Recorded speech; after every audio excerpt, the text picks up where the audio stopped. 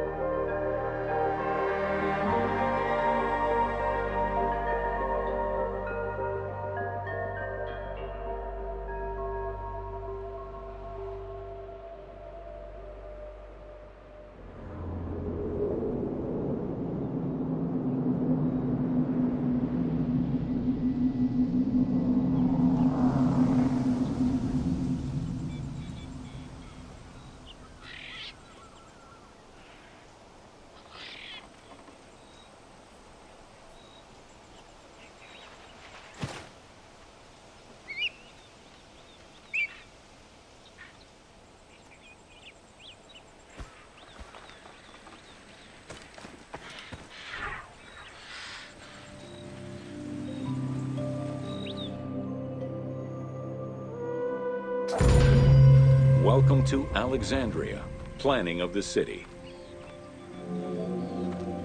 Alexander's plan to build his great city began with a verse from Homer's Odyssey. There is, in front of Egypt, in the sea with many swells, an island called Pharos. Guided by these clues, Alexander the Great founded his future city at the western end of the Nile Delta.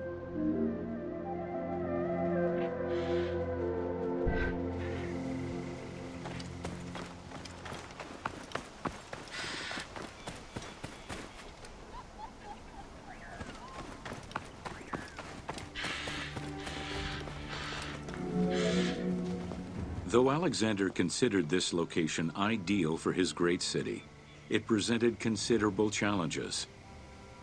Too difficult to access during storms, the surrounding swamps threatened disease, and the limestone soil prevented the growth of healthy crops. However, due to the influence of his mentor Aristotle, Alexander the Great recognized that the true value was its strategic emplacement. Alexander knew that in controlling Pelusium to the east, Memphis to the south, and his crowning glory Alexandria to the west, he would create a triangular stronghold, allowing him to control the entire delta while giving him access to the Mediterranean.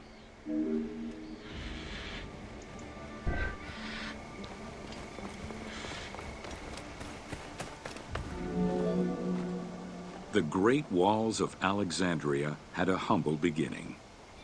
Lacking chalk to outline the future city's foundations, architects were forced to use flour. Excavations led by Mahmud Bey el-Falaki in the 19th century revealed that the wall enclosure measured approximately 5.2 kilometers in length and 2.2 kilometers in width. It was roughly 9 meters in height.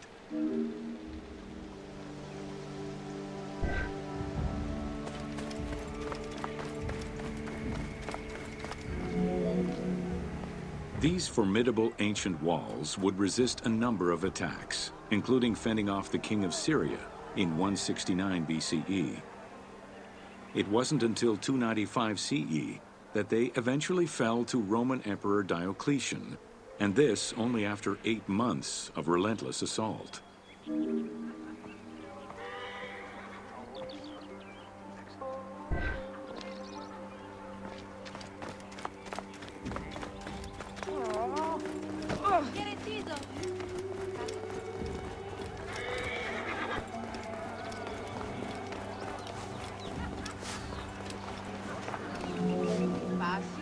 Alexandria's principal architect, Dinocrates, chose a Hippodamian grid plan.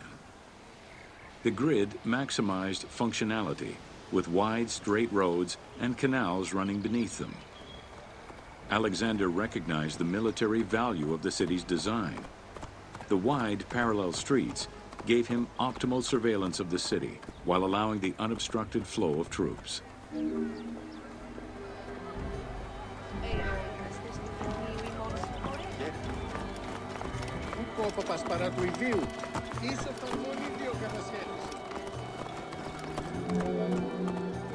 A central corridor ran from the Mediterranean's north port down to Lake Mareotis to the south. This thoroughfare acted as an unobstructed link for commercial trade and travel between the two ports. Many of the streets were bordered with grand buildings and parks, including Canopic Street, with its impressive gate bordering the eastern end.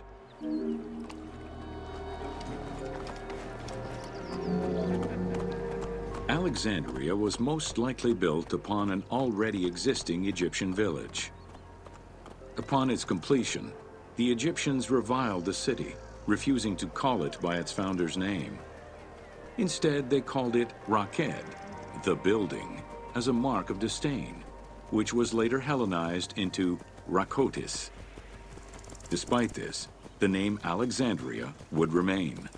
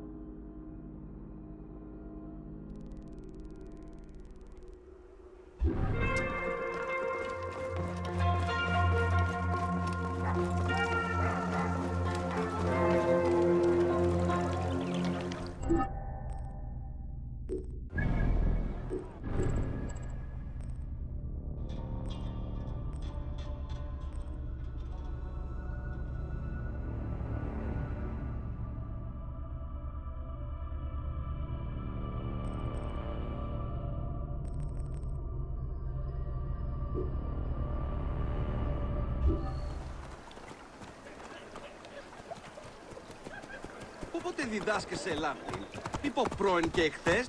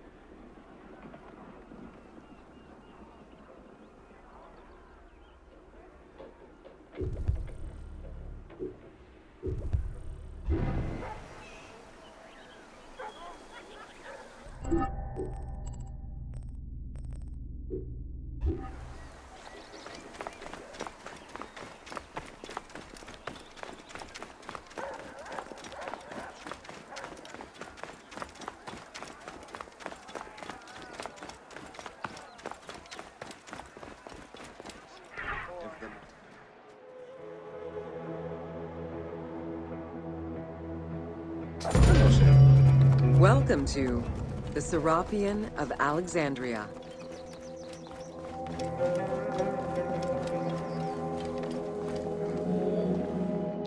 In a city of numerous magnificent attractions, the Serapeum was considered to be the most beautiful temple of Alexandria.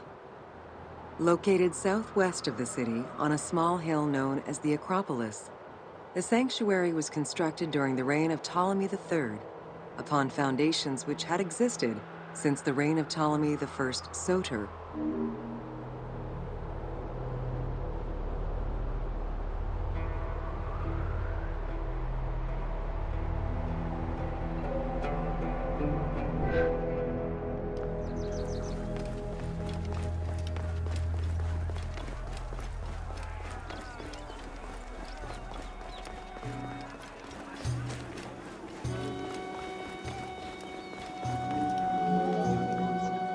Visitors of the Serapeum climbed 100 steps to reach the courtyard. Libraries were installed in the porticos surrounding the square building, with its roof and columns adorned with gold and gilded bronze. Pharaohs were generous to the temple, as were several Roman emperors after Egypt's conquest. An inner temple housed the statue of Serapis, dedicated to healing the sick.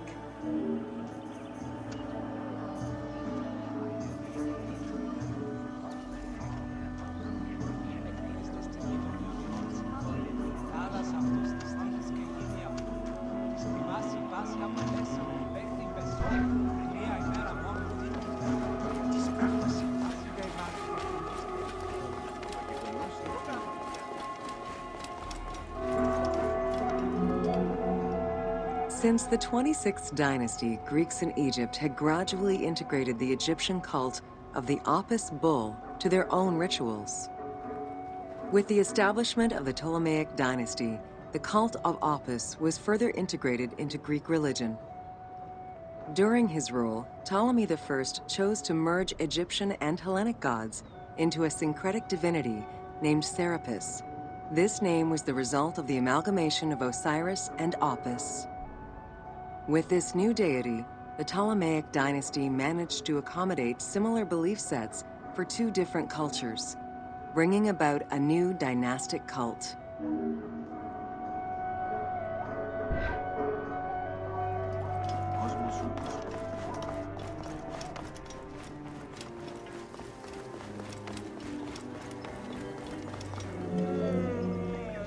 Serapis was also associated to other deities, including Asclepius, a Greek god of healing. It is possible that, as with the Serapis Temple of Canopus, the sick would visit this sanctuary, sleeping there overnight in the hopes of being healed within its hallowed halls.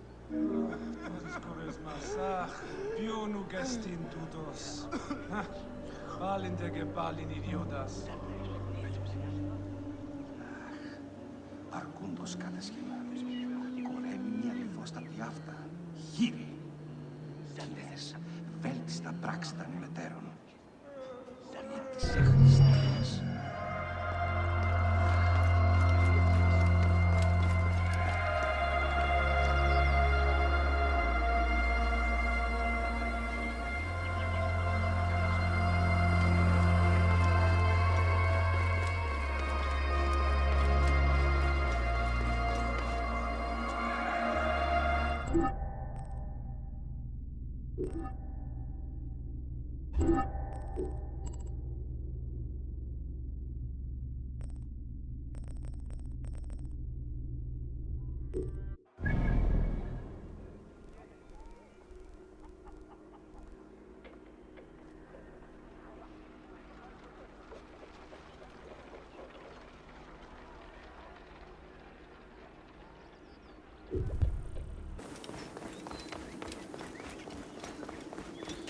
Μα άπρεπον πάνη έστι.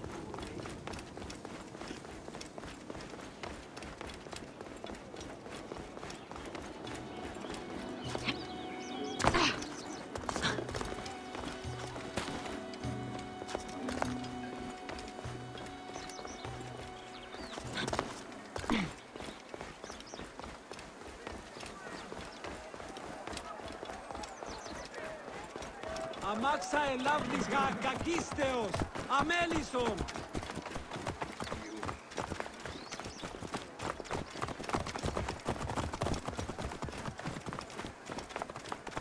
Σοφαλμής γαρ, διανέια νέογη.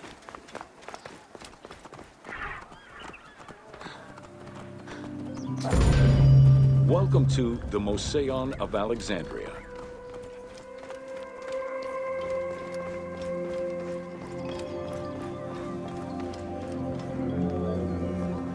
The Mouseion was a sector of the city commissioned by Ptolemy I to rival Athens' Academy as an institute of intellectual pursuit. Dedicated to the 9 inspiring muses, the Mouseion became a great center for philosophical and scientific enlightenment. It welcomed scholars from many kingdoms, inviting them to share knowledge in literature, science, and geography.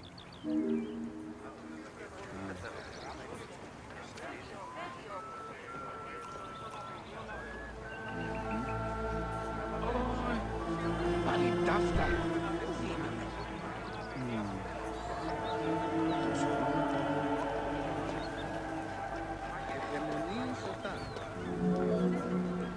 The Mouseion was designed so that its buildings and grounds would accommodate free thinking, debate, and presentation. Meeting spaces and theaters surrounded a main courtyard. Expansive gardens were filled with exotic plants that aided in the study and supply of herbs and medicines. A zoo offered the study of animal behavior and physiology. Also among the Mouseion's many star attractions was its astronomical observatory.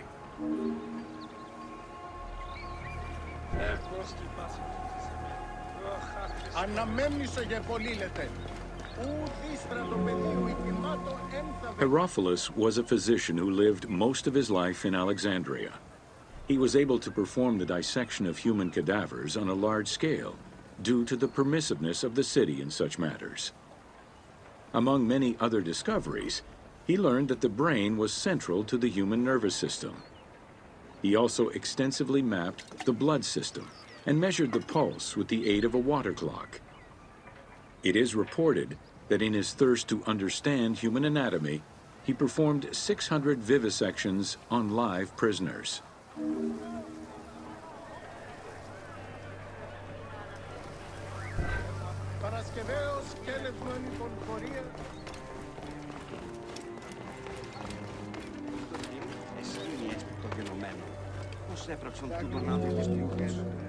In order to be free to pursue their research, scholars were fed and housed at the Mouseion at the government's expense. This freedom provided Alexandria's scholars a meeting space for intellectual pursuits and a haven for spiritual peace.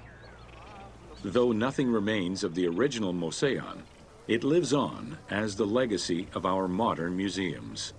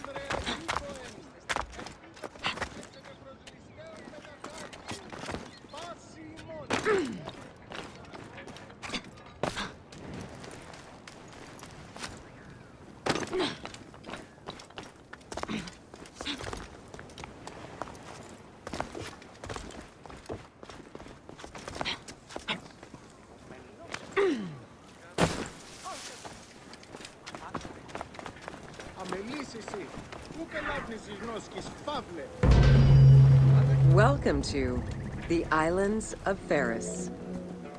The Heptastadion was a bridge-like causeway connecting the island of Pharis to mainland Alexandria. Its name is based on the Greek terms of measurement, hepta, meaning 7, and stadion, which is a measure of length of roughly 180 meters.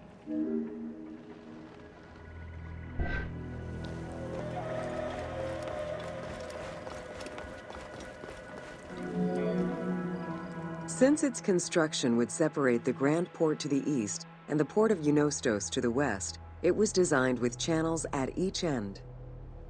These openings allowed passage from one port to the other.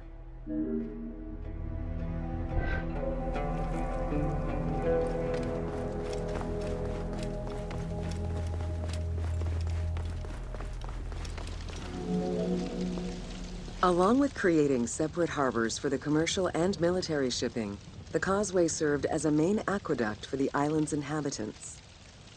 Its presence also helped protect the island and its ports from rough wind and sea currents.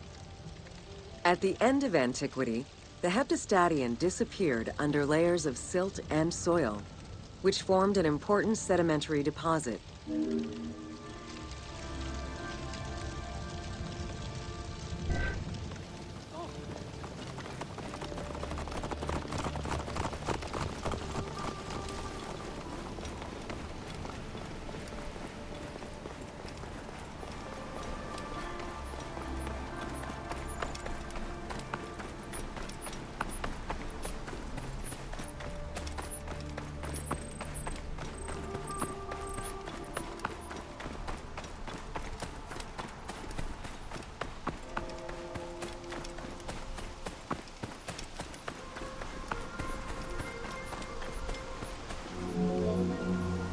While the Serapeum was the most celebrated of the temples in Alexandria, many other temples were built within the city.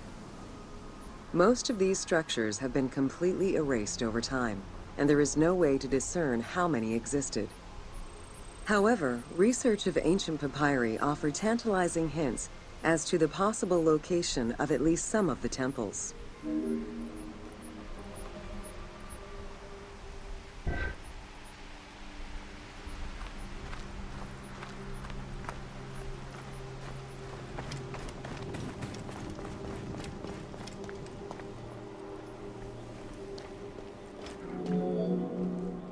Both papyri and coins reveal evidence of many temples built for the gods. Poseidon, the god of the sea, likely had an edifice in his honor west of this island, as well as on the mainland. This temple next to you is dedicated to Isis Pharia, the divine protector of the lighthouse. This location hosted annual celebrations in the month of April, known as the Sacrum Pharia, in connection to the lighthouse. In her incarnation as Isis Fortuna, the goddess carries a rudder and a cornucopia, both symbols of good luck for navigators.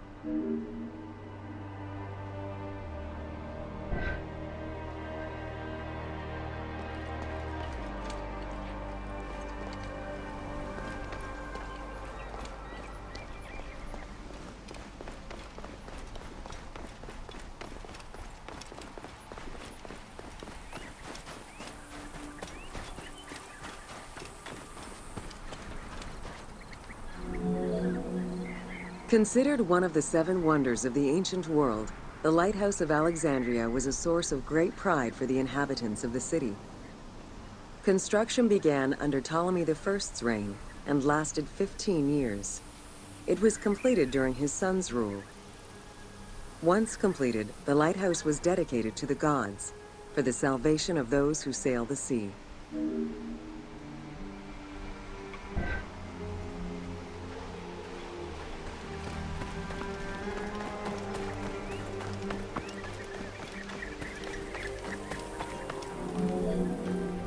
Built on the island of Pharos, the stone structure was 3 tiers set on top of one another in a step formation. The second floor consisted of an octagonal tower, and the top floor was a cylindrical tower topped by a statue. The interior provided space for staff rooms and a ramp which allowed the transport of fuel to the upper floors.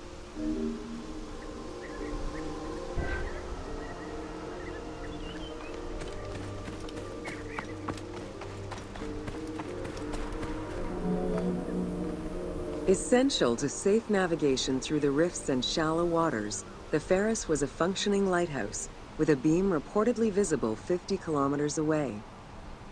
It's unclear what kind of fuel was used or how much. Any other details of how the light worked remain a mystery.